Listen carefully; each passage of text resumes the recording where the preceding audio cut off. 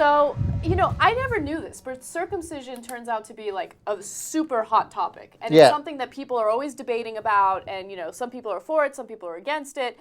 And people on both sides are very passionate about this argument. That's right. I don't care one way or another. The Centers for Disease Control and Prevention haven't found any conclusive studies that say that it's either beneficial or bad. Right. I think a lot of people who are against it, they act like there's definitive medical evidence that it's not good. Right. And there isn't either.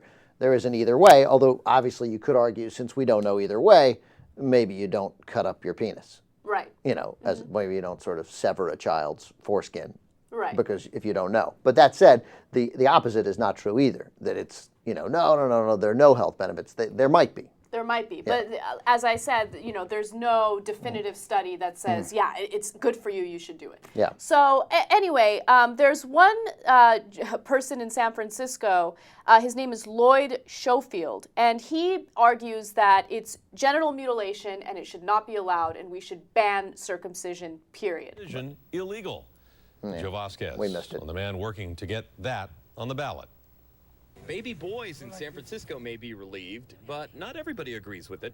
Yeah, it's a little much.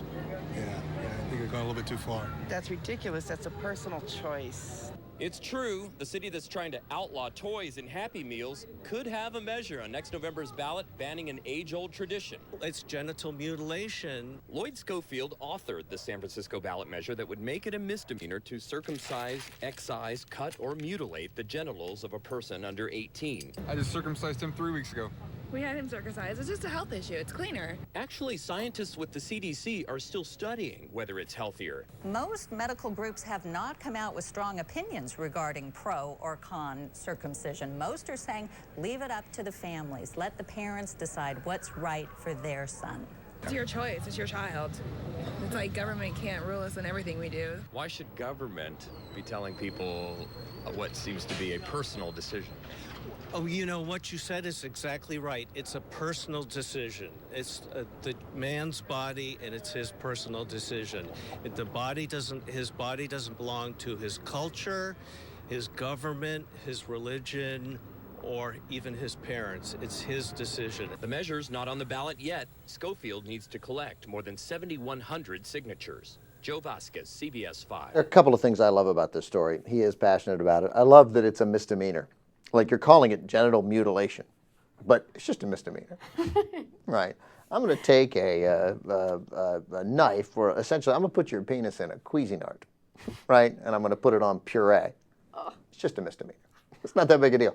And then, it's an individual's decision. So what are you going to do? Ask your 4-month-old?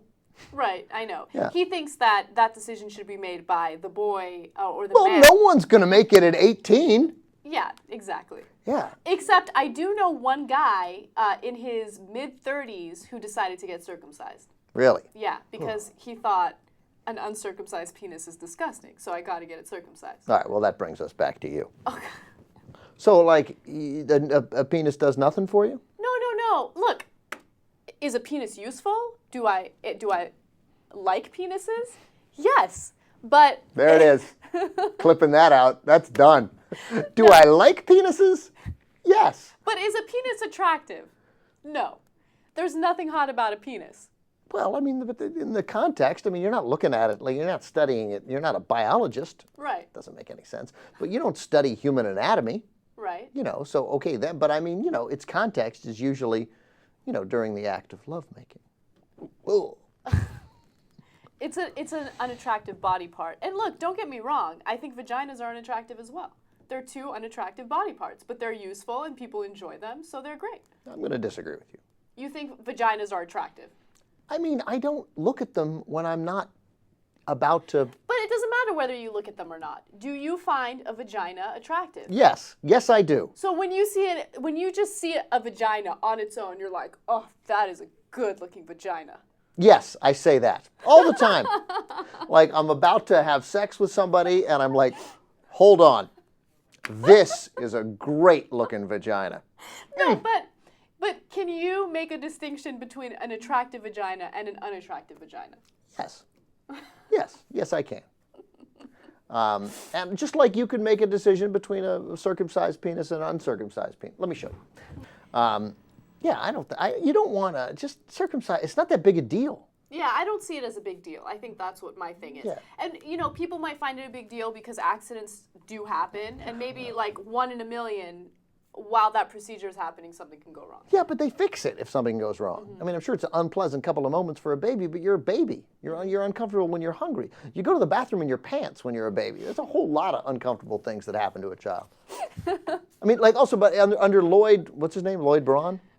Schofield. Schofield, yeah. So Lloyd Schofield, I mean, are the kids going to make the decision like, you know what, going to school, that's really an individual's decision. Mom, I know I'm 5. I'm not going to go. Come on. Just cut the kid's penis.